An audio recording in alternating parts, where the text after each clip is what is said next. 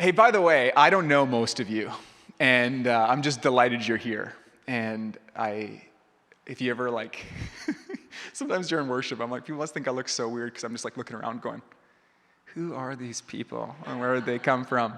And then if you see me just smiling at you, it's because I'm just so glad that you're here, and I'm just so struck by what God's building. And I don't know how you found yourself here tonight. I should introduce myself. I'm Jason. I'm one of the pastors, and me and Jeremy and Chris get to lead the church together, which has been one of the highlights of my life. And we love what God's doing. Okay, I got to stop talking and just get into this message, or we're going to be here a long time. Because what happens, just one more side note, what happens is I'm pretty tired by 8 o'clock. This is my 4th time doing this talk. And so I start forgetting which things I've done in which places, and I just get a little loose. And the tiredness, my filter is just not there. I've already done 3 tangents and I haven't even started yet. So here we go. Deep breath. Let me start with a story. My daughter is Mary. She's 6 years old. I've got a littler one named Millie who's 4 and an older boy named Hudson.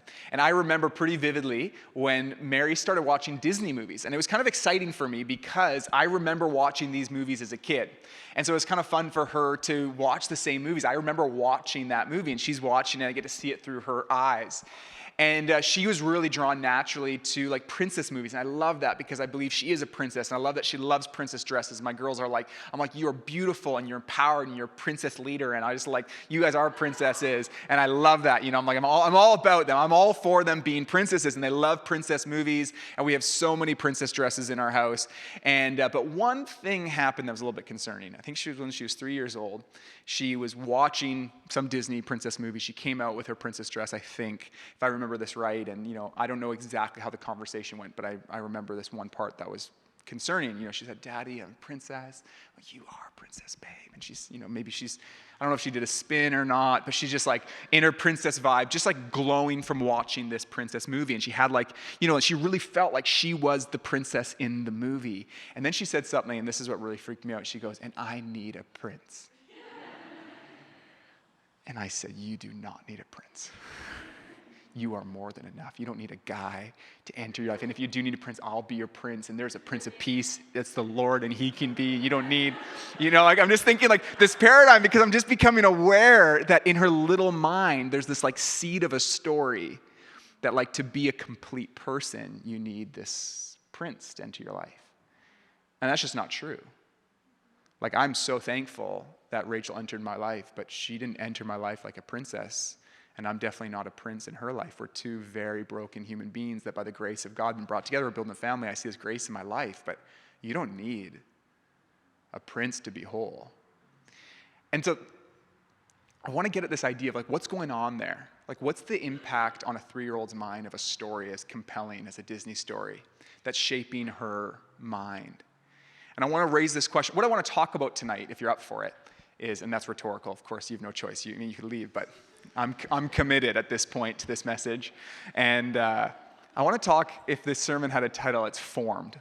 I want to talk about formation. The topic is formed. The title is Formed. And what I want you to hold in your imagination is maybe the picture of Play-Doh being formed. Can you go there in your mind's eye? Play-Doh being formed by a sculptor. And then maybe shift it from Play-Doh, go to rock.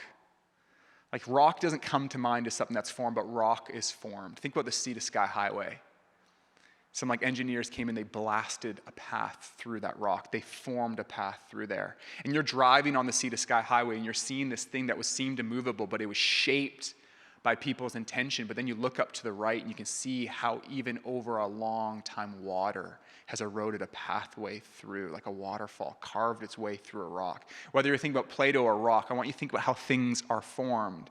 And the question that I want to ask is, how are we, you, me, how are we as individuals formed, and what are we being formed into?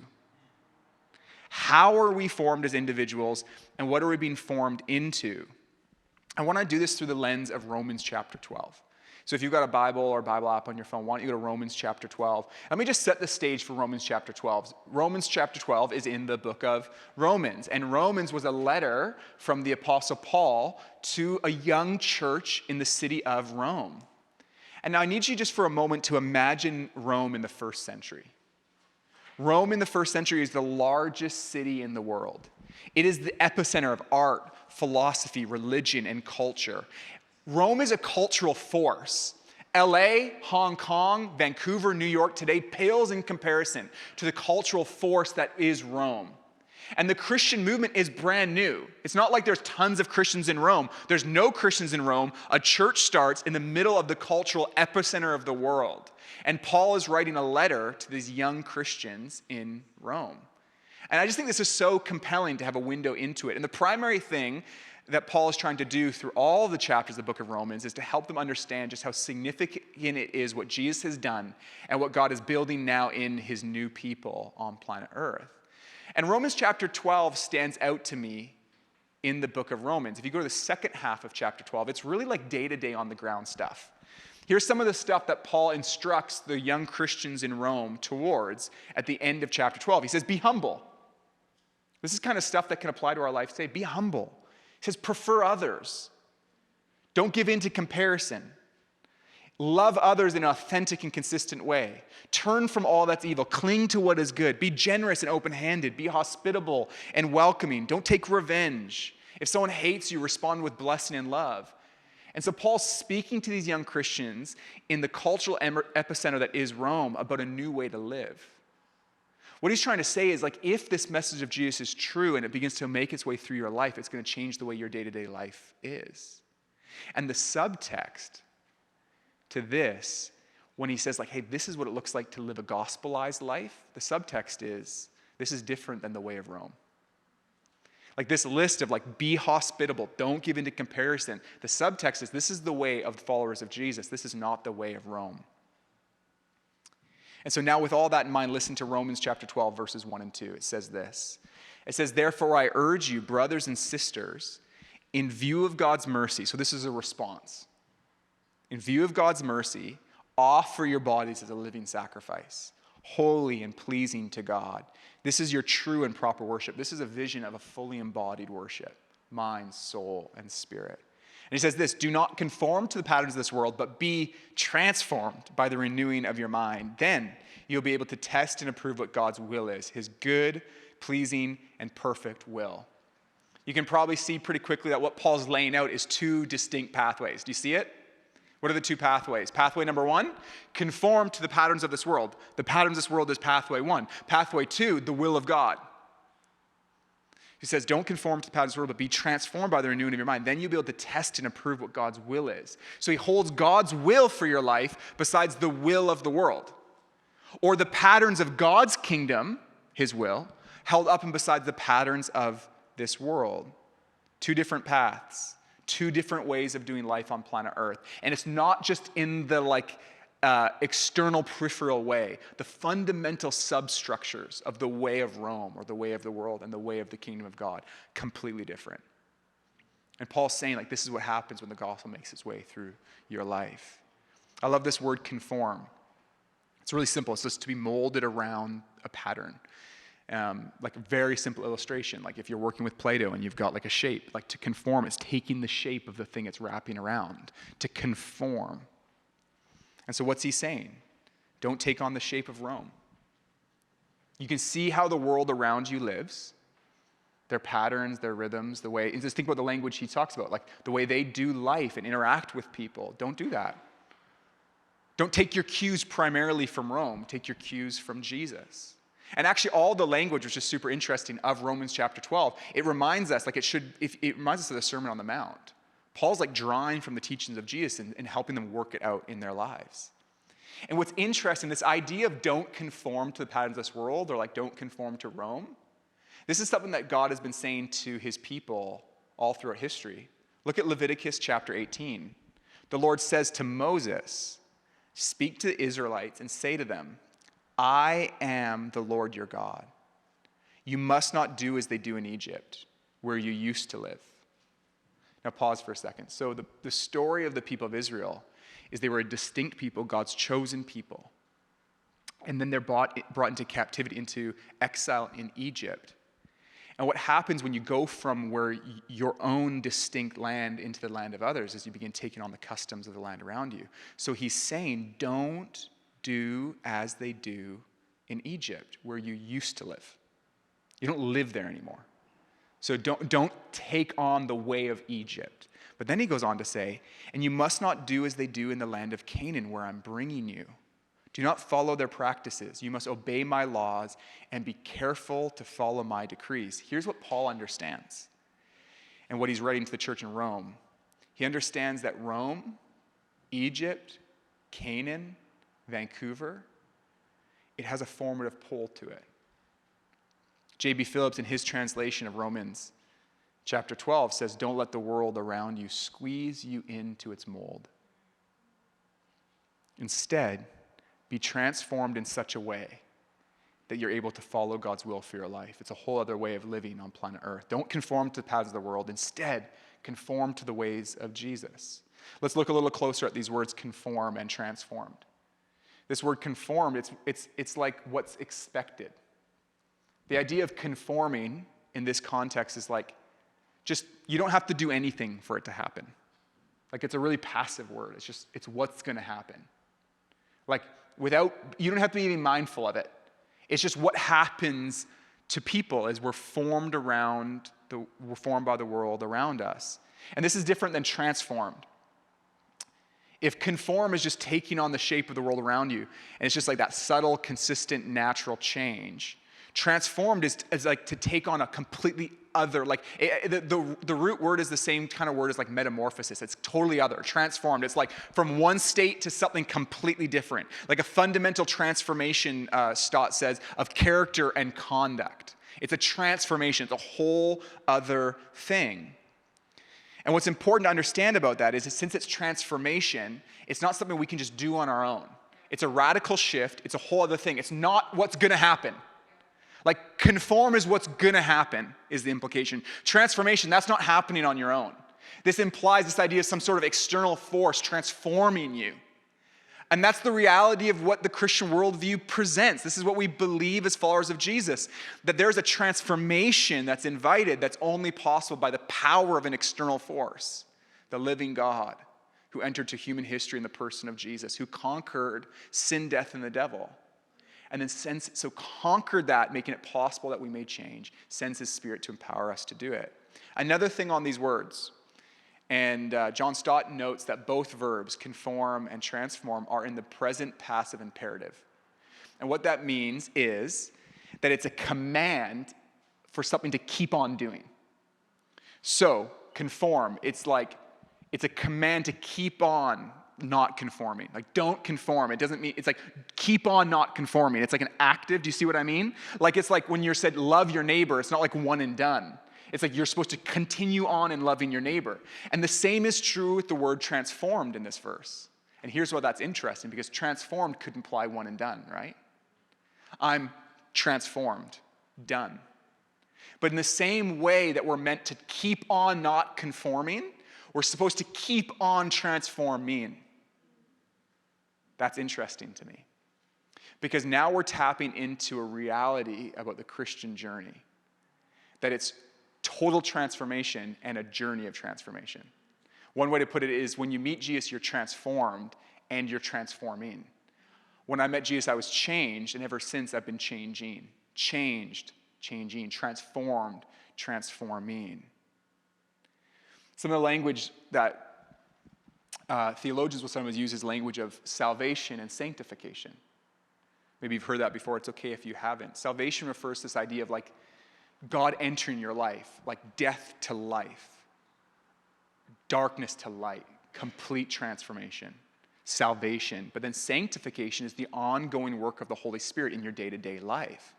And this is really important to understand because it makes sense of why, like, if Christians are so transformed, then why are they such knobs all the time? You know, I'm talking about myself. I'm like, because I'm a disaster. Like, I'm not who I was when I met Jesus. It changed me. I'm a totally new person, transformed.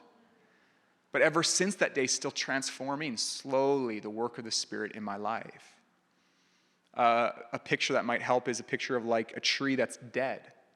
Salvation is the tree coming back to life. That's what Jesus wants to do in your life, is bring you from death to life. Sanctification is the journey of bearing fruit by the grace of God for the rest of your life. Change, changing, transform, transforming. Another image that I find helpful is the image of like, I don't know if you remember in like biology, like human biology, the image of like the body, but like the veins and capillaries, like you got the heart pumping like red and blue, you know what I mean? All the veins and capillaries. When we get saved, we get a new heart. It's like it comes alive again. That's the idea. But then the rest of your journey with Jesus is that new blood pumping into every vein and capillary of your body. And for me, following Jesus, it's like, man, he changed my heart. And I think at the core of what that is we're able to access the love that's at the center of the universe. We're able to actually tap into the love of God that we were made for. And then sanctification is a journey of that love making its way into every fiber of my being, to the point by which all of my ethics, all of my lifestyle, all of my attitudes are informed by that love. Because salvation is the reality that I'm loved by Heavenly Father, but I still live my life for the approval of others. Sanctification is letting that love break into every aspect of my life. So why is this important? Like, why is this important? Because this is our last week in a series on the church. We've been in a series on the church, talking about the church as a countercultural presence in the world, for the good of the world and the glory of God. Why is this part of that? Because if the people of God are to be the people of God, that is, to be a distinct presence in the world but not hidden from the world, and if the people of God are to be salt and light, are to be a counterculture, then the people of God can't do that if they're conformed to the patterns of the world around them. We can't do that if we're conformed to Rome or Egypt or Canaan or Vancouver. We need to conform instead to the image of Christ. So this is why a conversation on how are we formed and what are we being formed into is essential for any conversation about the church. So here's what I want to do. I want to just lean into for a moment on this idea of formation. I want to really wrestle with it. I want you to leave with like a vocabulary around who we're becoming and how we're formed as human beings. Something that you'll probably want to talk out in small groups or with friends to wrestle it through. So the first premise I want to lay before you is this: we are formed. As human beings, you and I, we're formed. We're formed. We're formed by our environment. We're shaped by it. We're formed by our relationships. We're formed by the stories and media that we consumed. We're formed by so many factors. We're shaped. Who you are, who I am, is the result of formation. The language we use, all of it, formation. Now here's what I understand, or I could be wrong. For some people, this implication's a bit uncomfortable. Like just to insinuate that you're like formed by your environment sometimes bumps up against the conviction that maybe like we're an authentic expression of ourselves. So let me just play around with that for a little bit here. The Bible would affirm that you are uniquely made, that there's no one like you, that you are absolutely unique, that you're wired by God, you're shaped by Him, you've got unique gifts and abilities, even a unique perspective. There's no one like you. No one sees the world just like you. God made you unique. But the Bible would also affirm that we're shaped by our environment. That who you are, the way you dress, the way you speak, what you love, what you desire, what you value, that's not just a reflection of your unique wiring. It's in part a reflection of your unique wiring, but it's very much a reflection of what's formed you.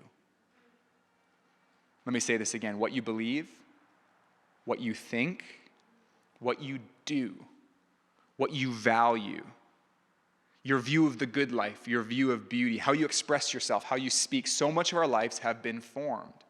Let me give you an example. Imagine maybe you have a friend who's moved to another city in the world. Think about how just moving from one city to another can shape you. Man, I spent 3 months on Vancouver Island, or even like a week in the summer, and I'm just like, just chilling. Wow, different pace in Parksville. Do you know what I mean? Like, it's fundamentally different. Like, even from the suburbs to the city, like, it changes you. People move to a different city, it changes the way they dress, the way they speak. This is just a reality. Now, track with me for a minute. There's one guy in 1901, a surgeon named John Gardner, who wrote a book called New York-itis. And he coined a term, like a diagnosis of something that he saw in his patients that he called New York-itis. And here's what he saw. He noticed that when people moved to New York, specifically Manhattan, they changed. That they became busier and they started moving faster. He says some of the symptoms of New York-itis include haste, rudeness, restlessness, arrogance, excitability, anxiety, and the pursuit of novelty and grandeur. He's saying people change when they move to the city. And again, what is it about the city? It's the stories, it's the media, it's the people, it's all of it. And it's just whatever that indescribable force or all the cumulative impact of all of the different inputs that represent a city that change us.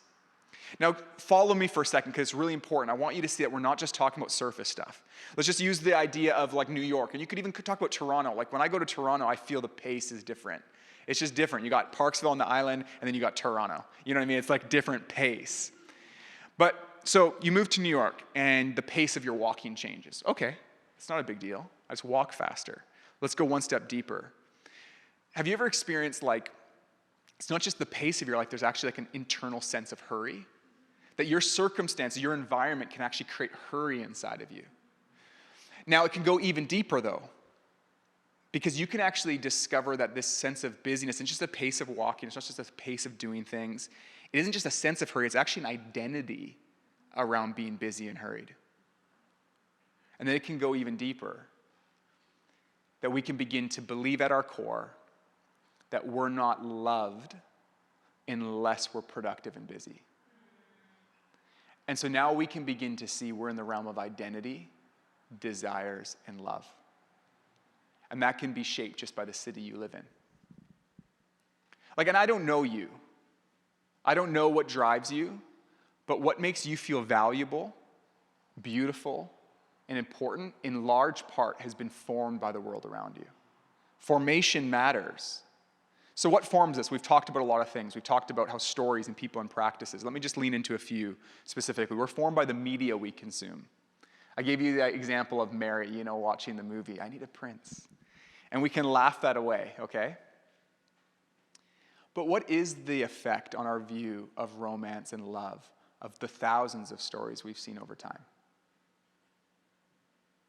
Like over and over and over, we're pitched a version of a story that says this is how you're supposed to feel when you're in love.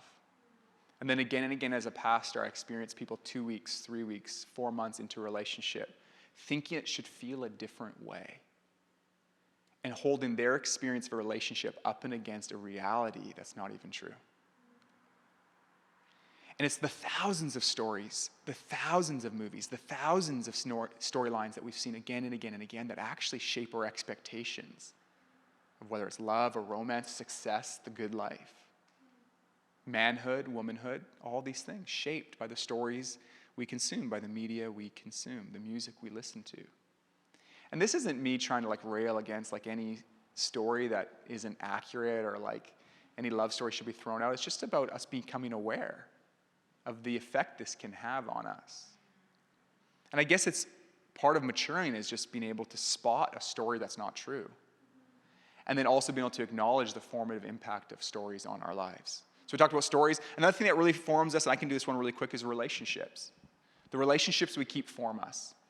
I've noticed that, the way I speak and even the cadence of how I speak is shaped by the people that I spend time with. Take on their kind of way of speaking, their sense of humor. But it goes deeper, what the values of the people we value becomes our values. Does that make sense? The people whose opinion you value the most, their opinions will naturally become your opinions. So we're shaped not just by media, but also by relationships. So the relationships we have are shaping us. So it means that we should be intentional with the relationships we have. But even habits and postures form us. And we could go on forever, but let me give you some examples. Our habits, what we do every day form us. For example, when you wake up in the morning and the first thing you do is check your phone and scroll social media or the news, that impacts you. Think about all the ways that impacts you. I bet if you can put heart rate monitors on you, track your brain waves, doing that first thing in the morning changes the very, pace of your heart, the pace of your brain. Then every day you start the day like that, that builds a habit. And now there's neurosynapses firing in certain sequences around that daily habit. And that's why it can become so hard not to do that. And now we're talking about formation on a very deep level. Are you tracking with me? Our habits, even our body postures form us. Have you ever noticed in a conversation, if you feel like someone's being antagonistic against you, you'll close off your body towards them? So my friend Ben says what he does in moments like that is that he actually will open up his body. Like, not so that anyone would notice, but if he feels like someone's being confrontational, he'll actually put his hands open underneath the table. And he said that just doing that will actually slow him. I got nothing to prove. I'm not in a fight. I'm not going to meet the same energy with this person. He said even just changing the pose of his body changes something internally.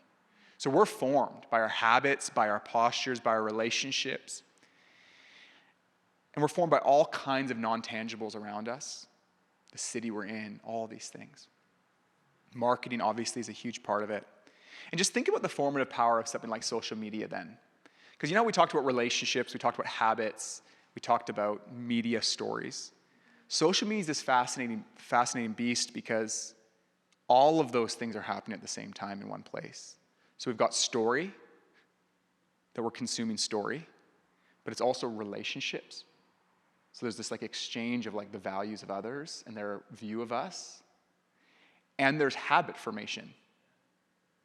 It's all happening in one space. I don't know if you guys saw recently, there were some articles going around criticizing Facebook because of research that they had about the negative effects of Instagram on teenagers, specifically teenage girls. And so the criticism was, in 2019, that Facebook did some research on the impact of Instagram on girls and guys in their teen years in the UK and the US. Something like 39% said because of Instagram, they feel like they have to create the perfect image of themselves. 41% said they're not attractive. 42% said they don't have enough money. And this was connected to their experience on Instagram. And so what the study showed is that Instagram was causing amongst teenagers increase in anxiety and depression.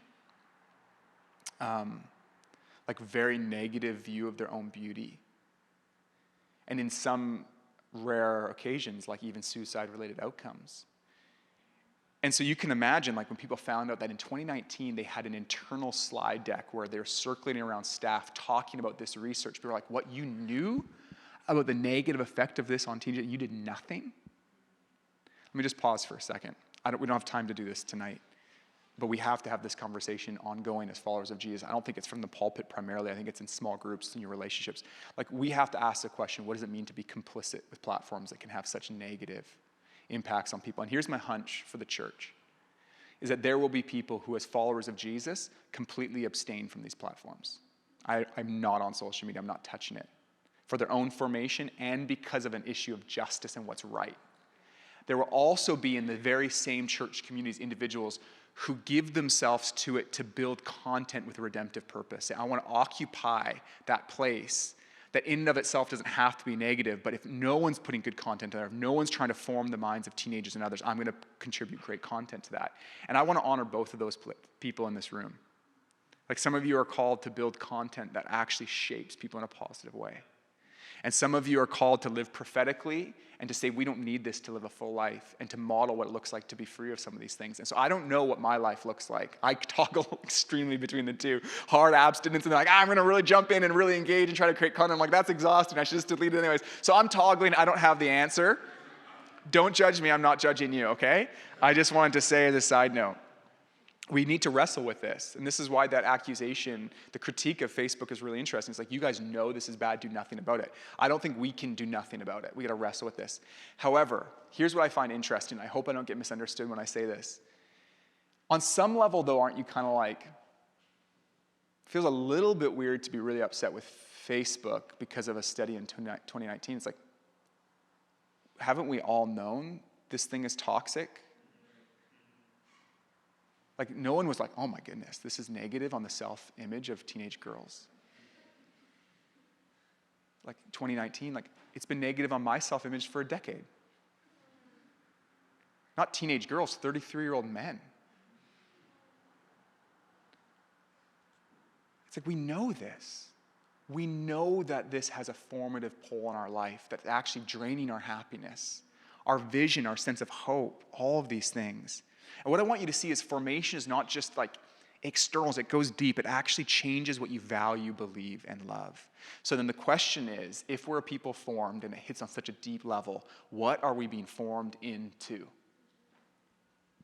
What is the cumulative effect of all the formative power on your life?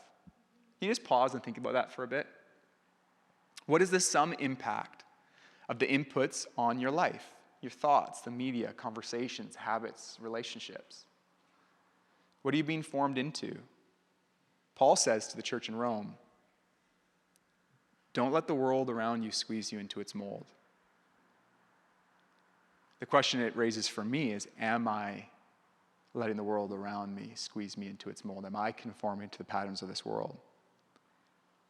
And I've just been having lots of conversations with friends just about even the impact of this last season. And what I mean is COVID, but also just the intensity on social media, political division, such strong opinions, such accusation of others, suspicion of others. And here's some of the language that I've heard just anecdotally from friends describing how they feel as a result of just the last 2 years and the inputs of the world around them. Anxious, edgy, angry.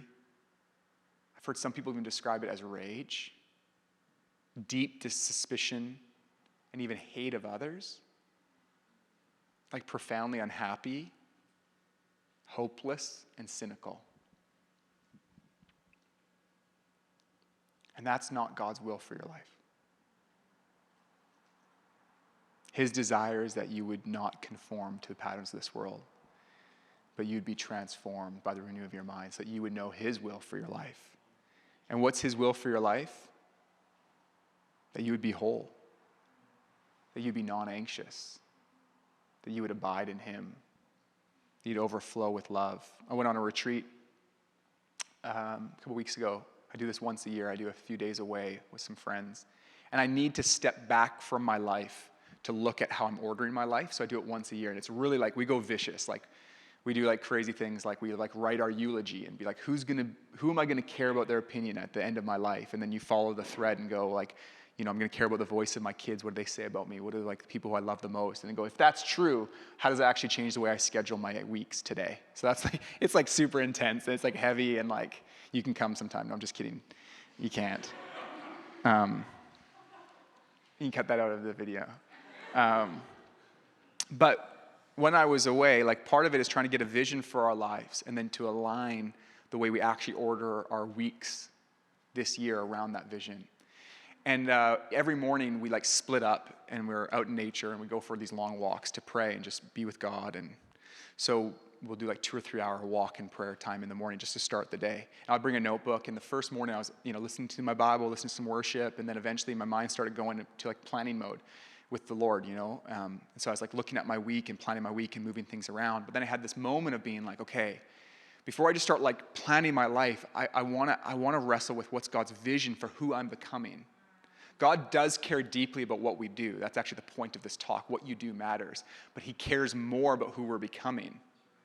And so I wanted to ask the question, who is it that God wants me to become? And I had this thought, well, maybe what I should do is listen to the Sermon on the Mount, which is Matthew 5-7, which is Jesus teaching, essentially a kingdom manifesto of what life in the kingdom of God looks like. It's juxtaposes with life in the kingdom of Rome or life in the kingdom of Vancouver. This is life in the kingdom. And so the idea I had is I'll listen to, in my ears, Matthew 5-7, Jesus teaching on the Sermon on the Mount, and I'm going to write down everything it invites me to become. And this was my list. And I want you to hear this list and contrast it with what some of the language we use already of what these other formative inputs are doing inside of us. So because of the Sermon on the Mount, this is the invitation I feel like I'm being invited to become. I'm being invited to become merciful. I'm being invited by Jesus' grace to become pure in heart. And I'm not these things, by the way, but this is what the Spirit wills for my life. This would be God's will for my life, that I'd be a peacemaker, that I'd be one who hungers and thirsts for righteousness, that I'd be one who's not driven by the approval of man, that I'd be eternally minded, I'd be Christ-like, be salt and light in the world, that I'd be slow to anger, that I would see others with great value and dignity, that I'd be an agent of reconciliation, that I'd be sexually pure and devoted to my wife, I'd be a truth teller, a keeper of my word, merciful and not vengeful, loving towards my enemies, present with others and to the moment I'm in, deeply trusting of God, non-anxious, generous, self-sacrificing, without performance, prayerful, living to please God, self-controlled, not cynical, not judgmental, and generous in spirit. And this is a snapshot, a glimpse of Jesus' vision for his people. individually and as a community, and imagine a community like that. Imagine a people marked by the way of Jesus. Paul lays out two paths, the patterns of this world and the will of God. It's a snapshot of the will of God for our lives. And formation plays a part in moving towards the transformation that God has in our life, or conforming to the patterns of this world. Okay, so next question, just as we're layering, we talked about, okay, so we are formed. The question is, what are we being formed into? Are we being formed into Sermon on the Mount people? Are we formed into the patterns of this world? And information alone doesn't change us. Like listening to Sermon on the Mount doesn't make me a Sermon on the Mount person. How do we transform? And what I want to lay before you is just the question, are you being intentional with your formation? Like, are you in the driver's seat of your formation? Because here's the good news. In the same way that there are rhythms and practices and stories that actively conform us to the patterns of this world, there are practices and rhythms and habits that we can do in our day-to-day life that form us into the way of Jesus. What you and I need are rhythms and practices that fit into our day-to-day life that connect us deeply with Jesus. We need habits and rhythms that connect us deeply with Jesus, that anchor us in God's story, that invite the Holy Spirit to work in our lives and form us as a whole person, mind, body, and spirit, around what is true about Jesus, what's true about our identity in Jesus, and the way of Jesus. And there's lots of words for these kind of practices, like formative practices, spiritual disciplines, the disciplines of Jesus, the practices of Jesus, a rule of life, whatever you call it. It's intentional activities that are built into our day-to-day life to connect us deeply with Jesus and form us around the way of Jesus. And when they're done right, they help you resist the formation of the world around you. So it's a resistance of the formation of the world around you, so it's counterformation, and it's forming you around the way of Jesus, helping you abide deeply in him, connect with his Spirit who's forming us into the image of Jesus. And there's lots of examples, and with the rest of our time, I want to just try to build your imagination around formative practices. But let me just give two really quick examples to kick us off. First, think about, we talked about the habit that formed us of checking our phone first thing in the morning. Let's think about the formative practice that's like a counterformative move that actually formed us around the way of Jesus. It's like a double hack. Put the phone in the cupboard, put an analog, and you don't have to do this, it's just an idea. I'm just thinking thinking about the whole day from a formation point of view seems too much right now. Let's just talk about the first 5 minutes. Phone away, like some analog clock, and for the first 5 minutes, you just crack a psalm. Just read one psalm. That's it. How would that impact your life? And again, this is not a guilt and shame conversation. This is not me trying to be like, you need to read your Bible more every morning. Oh, I do think you should, and I wouldn't say it like that. I don't know why I use that voice. My point is, we're not trying to do guilt and shame stuff. I'm just trying to invite you to think about the decisions you make every single day. Or, it's interesting, I said the decisions we make every single day.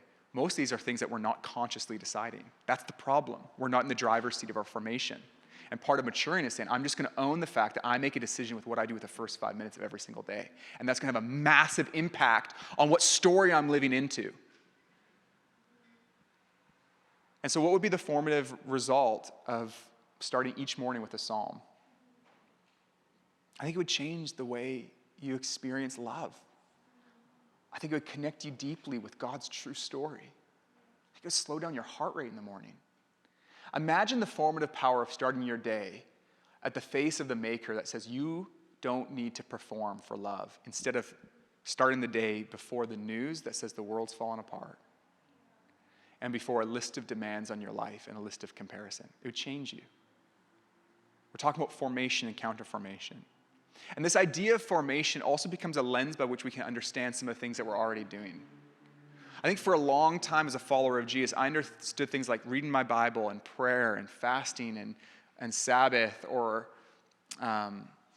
tithing, giving, or even going to church through the wrong lens, because I didn't understand the formative power of all of those things. I don't want to pause a lot on tithing, because I know that can trip people up, but it's radically powerful. What you give your first 10% of your money to will define your love. And so this is about more than just rules and regulations. This is about who you're becoming. And so just think about church now through the lens of formation, okay? Think about the formative power of something like church. Just think about the fact, like regardless of what happens when you go to church, that the idea of putting like an hour and a half, 2 hours based on the pace I'm preaching tonight, a 2-hour gathering on your calendar, that you physically walk up to a space. If nothing happens when you're there, that's a powerful act in your life. Like, you know, if Aaron sings off key the whole time and you can't even hear him, and like, you know, whatever about the message, like, honestly, it's still massive formation, just like being like, oh, I order my whole week around church. Like, I put 2 hours every week around this thing. If you're going to a small group of mine, I have like 4 or 5 hours of my life ordered around this community. That has a formative power on your life. Full stop. Now let's just start to go a little bit deeper. You walk into the space, and I'm talking before we even talk about music and preaching or anything. You walk into the space and you begin to see people who are also followers of Jesus, and they're different than you. So now your understanding of your walk with Jesus is like, hey, this thing isn't just my personal baby. That based on how I feel about it, it's like, man, this is something that actually is much bigger than me. And these people who are wired with different gifts and abilities and perspective, they're interacting with God. Wow. It's faith building. It changes my, like, man, I'm part of something much bigger than just my own little, like, project at home. And then all of a sudden you come into church, like what we experienced, like people are opening scripture and your eyes are coming off of your world and into the story of God. And now you're singing songs about the truth of God. So now you're interacting with both sides of your brain. So you're not just hearing ideas, you're actually integrating the artistic part of your brain. And then you're opening your mouth. Now your body's involved and you're speaking out. You're singing melodies around the truth of God and it's connecting yourself. And it's this embodied experience that's actually forming you in a very deep way. I mean, this is wild stuff. Church is formation. And then all of a sudden, like, it becomes crazy to go, how was church today? And like, we evaluate church, like, was it good? And it's like, was it good? Was it good? Like, that's such a dumb question. It was good for you. Like, is this what are you being formed into? Because I think I interpreted church and probably a ton of my spiritual experiences through the lens of like, what was my experience and was it like kind of like a good encounter? And I believe in encounter. Like I believe with all my heart that like, man, you come receive prayer tonight and the love of God will be poured into your heart. He will touch you. I believe in experience and encounter. But it's not the only lens by which we need to understand the spiritual disciplines and the Christian life. Because if every single time you do something, you need to expect a certain feeling, you're missing the point. Like one of the most beautiful things is the faithful showing up to opening the word and being like, man, yeah, I want a rhema word that blows my mind every morning, but most mornings looks like being formed slowly like water erosion on rock by the truth of God's word, rewiring my brain around what is true, regardless of experience and encounter. And so when you show up to church, like what's going on here? It's formation. It's formation. Consider the very first Christians. We've interacted with Acts chapter 2.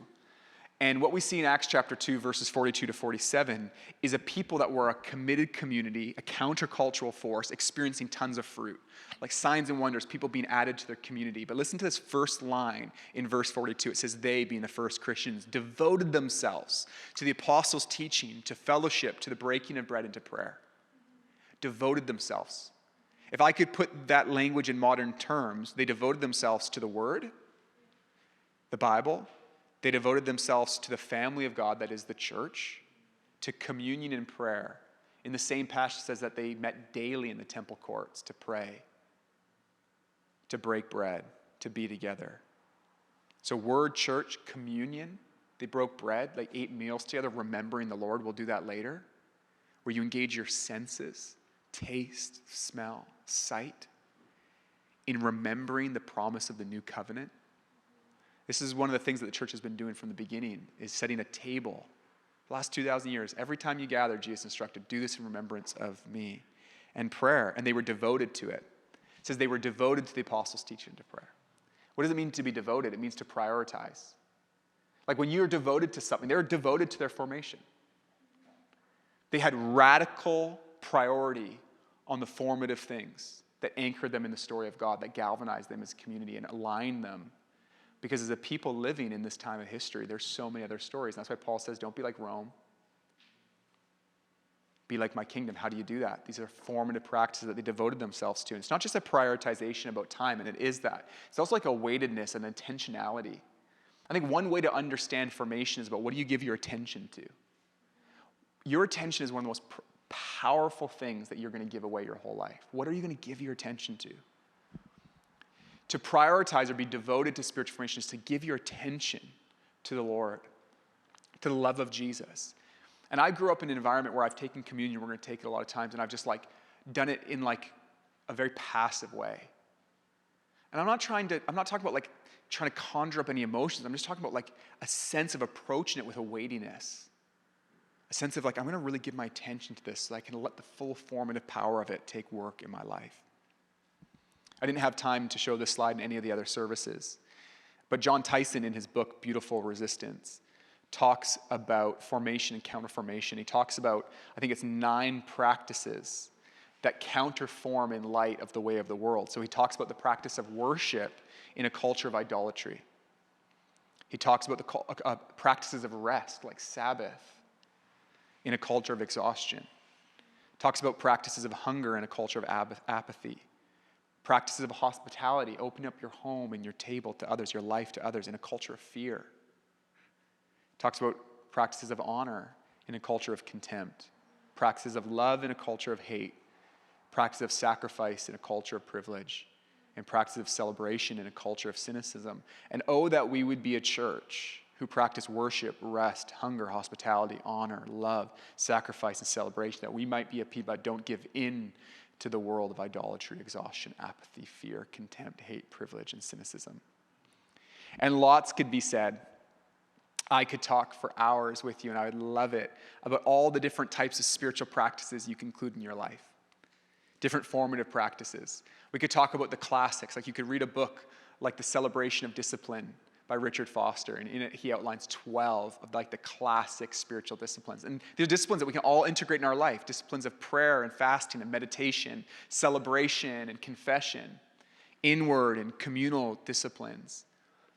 And I don't know if this is like technically a spiritual discipline, but there are also things that maybe don't make a book like Richard Foster, but one I'll just tell you about in my life is I've got this rainbow loom. You guys know about rainbow looms? If you've got like nieces and nephews, you know this is like 150 elastic bands that my son Hudson put into a bracelet and gave to me. And just between services, I was on FaceTime with Hudson because this year has been hard for him at school. And there's another pastor in the city, and I saw he posted that him and all of his kids wear bracelets to remember each other and to pray for each other. So I told Hudson about that. He thought that was a good idea, so he gave me this rainbow loom. So I wear it so I can remember him and pray for him throughout the day. And then I show it to him. I say, Hudson, I'm wearing this today. And that really lights up his heart, and I love that. And this isn't in Richard Foster's book on the celebration of discipline, but this is a formative practice. Like, you get that, right? This is formative.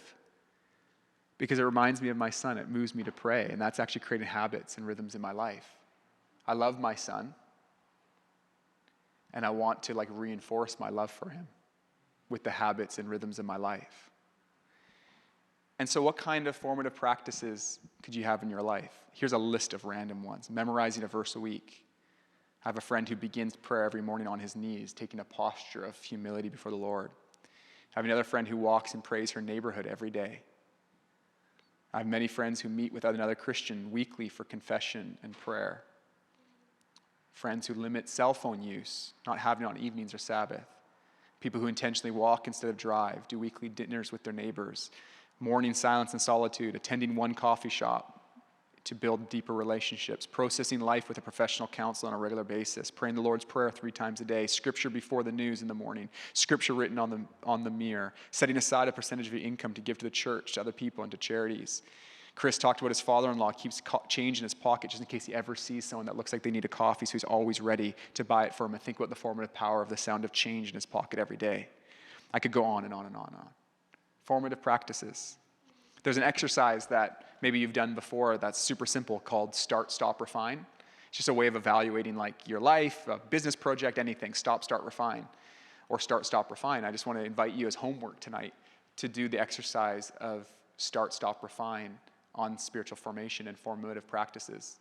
What formative practice do you want to start in your life? Just pick one. Maybe it's a decision that once a week you'll call a friend. Every Friday morning you'll start the day just praying for each other. Change your life. Maybe it's a formative practice around what we talked about around the first 5 minutes of every day. So what do you need to start? That's the first thing. So you could imagine a piece of paper with 3 columns, start. What kind of formative practice? And don't make a long list. Like I remember when I first started kind of thinking about spiritual formation, spiritual disciplines, I like put them all on there. You know what I mean? Just start with the first 5 minutes of your day, or start with one thing a week, and then just build on it. But this is about getting in the driver's seat of your formation. So what's something you can start? And then let's talk about stop for a second. Just make a list and say, what formative inputs in your life do you need just to cut out? Stop. Because not enough just to talk about new formative practices. What are the things that are already in your life, probably unintentionally, or passively, I should say, that are radically forming you in an unhealthy way? It's like, delete it. Stop that meeting, that relationship. What do you need to stop that's forming you? And then refine. And maybe most things live in the refine category. It's like maybe you're not like, I don't need to stop that altogether, but you need to renegotiate your relationship with it. I'm giving too much over to this. Maybe there's thought patterns that you need to stop, or trains of thinking you need to refine. Habits in your life. When was the last time you looked at like your schedule and looked at the habits of your life to say, how is this forming me? So that's all this is about. It's just thinking about it in a critical and thoughtful way. A couple times a year we do a series like this, probably just twice a year. Next week we start Jonah. We want to spend most of our time just moving pretty consistently through books of the Bible, letting the text itself guide the topics we hit. But like twice a year we do a series like this where we want to anchor certain ideas in the life of our community.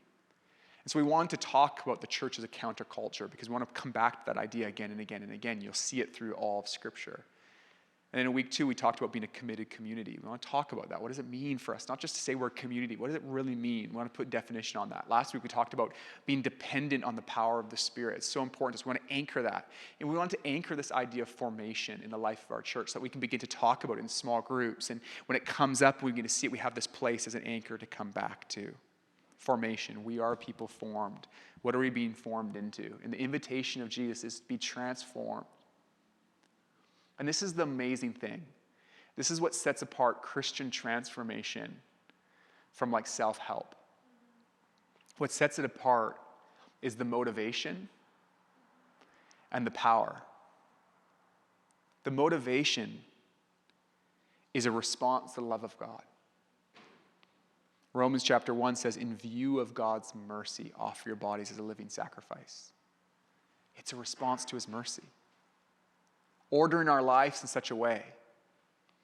You know, I bet people looked at the first Christian and says, man, you're spending so much time doing this Christian thing. It just makes no sense until you've tasted the mercy of God. And you're like, oh, I want to order my whole life around this. And what's amazing is when the motivation is the love and mercy of God, the destination is just going deeper and deeper into the love and mercy of God. And what that means is when you fall radically short, you don't throw in the towel on your formation. Because part of my own journey of formation is just coming to grips with just how far short I fall. And there again, I'm met by the mercy and love of God. I'm not doing this as an attempt to earn God's favor. I'm not doing this because I'm a great guy trying to become a better guy. I'm doing this because I see what the Spirit wants to do in my life, that I've been radically loved and accepted. I want to orient my whole entire life around that love. I want to just plumb the depths of the love of God. I want to find its way and working its way into every corner of my life. So I'm signing up for that, slowly but surely on this journey. And it's different because of the power. It's not our own strength we're trying to tap into. One of the thoughts that I had as I was preparing this message, if you were just thinking about the formative power of Rome or Vancouver, and like literally the billions of dollars that marketers are spending to try to make you discontent and anxious, to have a view of yourself and others that require you to purchase more and more and more and more. How is any of our little practices, our little 5 minutes in the morning or the bracelet, we are going to be a match to the power of the smartest minds and technology in the world who are trying to make you discontent? The reason why we stand to fight is because there's power at play that the world does not have, and it's the power of the Holy Spirit to transform you. Every time we incorporate even small formative practice in our life, we're setting our sails to the wind of the Holy Spirit, who's transforming us into new people in the image of Jesus. None of this is a response or an attempt to earn God's favor. It's in response to his mercy and love. And it's empowered by the Holy Spirit. So what I want to do, just as we wrap up tonight, is invite us to do a formative practice together that the church has been doing for 2,000 years almost every time they gather. And it's communion. It's an incredibly formative practice. And it's a place of encounter. It's a place where we encounter the living God and his Holy Spirit that wants to transform us. But as we approach it tonight, let's devote ourselves. Let's do it with a sense of priority and attention. And the way it works in here is we will serve you communion, and we have these little cups. They're very COVID-friendly that you can take, and you can peel off the top, and you're smart, you'll figure it out. But we can make a row down here, and we can peel off on two sides. And you can come at your own pace in just a moment. I'll pray, and then you come at your own pace as the band leads in worship. And then we have a team around that's willing to pray. And prayer ministry is a place of encounter, but it's also a place of formation. We don't just go receive prayer because we feel like it, although if you feel like it, you should come receive prayer. We do it because it's an act of our will to let somebody in, to say that, hey, I need the power of God to meet in my life, and he's put me in a community. I want to receive what he gives in the context of community. Prayer ministry isn't just something we do for encounter, although I believe you'll encounter the presence of God there. It's part of our formation.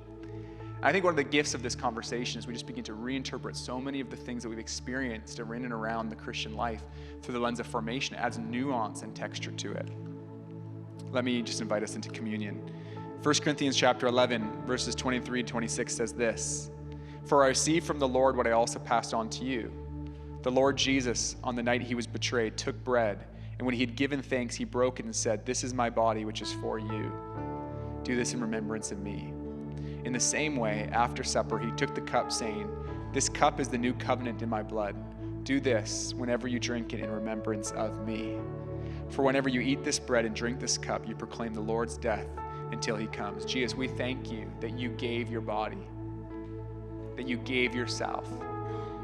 And through the shedding of your blood, you conquered sin, death, and the devil. And because of that, I'm invited into community. God, as we take communion, remember not just your death, but also your resurrection, that you're living and alive. And God, as we take a step out of our pews and we walk down the aisle and we approach it, God, we give you our attention. And God, we ask that our minds and lives, our whole person would be oriented around the truth that's embodied in this moment. That you gave yourself that we may have life. In Jesus' name, amen. Let's worship and take communion together.